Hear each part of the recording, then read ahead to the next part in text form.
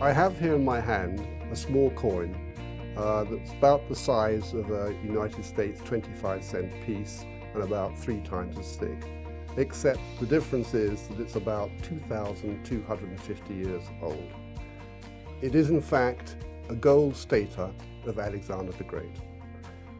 Alexander became king in 336 BC when his father Philip II was assassinated.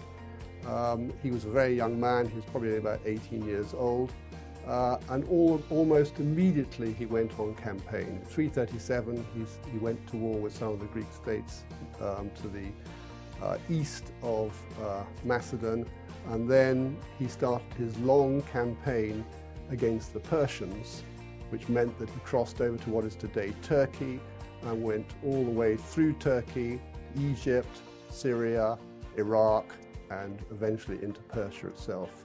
He had only 48,000 men, but the Persians had many tens of times more than that, and yet he was a brilliant tactician and he basically wiped the ground, and the Persians were totally defeated.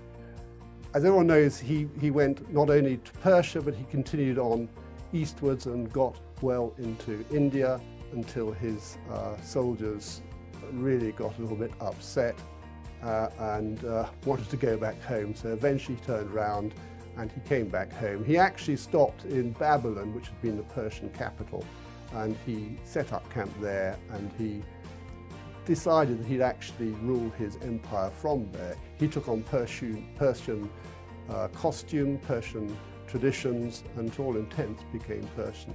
It was at this point that he died in 327, and it was then that this coin was made. We don't quite know where this particular coin was made.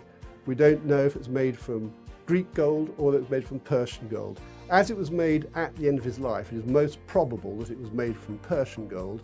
The Persians got their gold at that time from Scythia, which is in modern-day Azerbaijan. It's a very pretty coin. It has Pallas Athene on one side wearing a Corinthian helmet. The symbolism of the Corinthian helmet is that Alexander was leader of the Corinthian League, and it's thought that Athena wears this helmet to show his relationship with that league.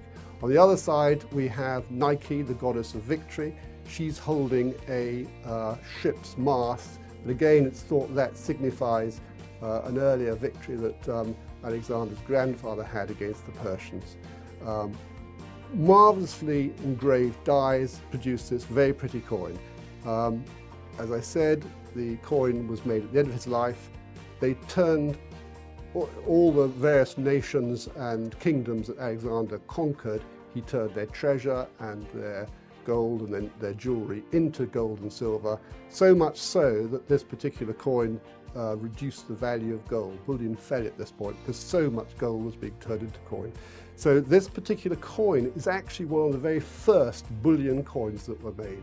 The time it was quite common. Now it's not, because these coins were soon melted down in following generations into other types of coins, other types of jewellery, and so it is relatively rare. This coin in this condition is very rare, and it has a tremendous amount of history to it. The insight, to understand the coin, you've got to understand how it was struck and where it was struck and why it was struck, so you've got to actually understand the history and the culture of the time in which it was struck.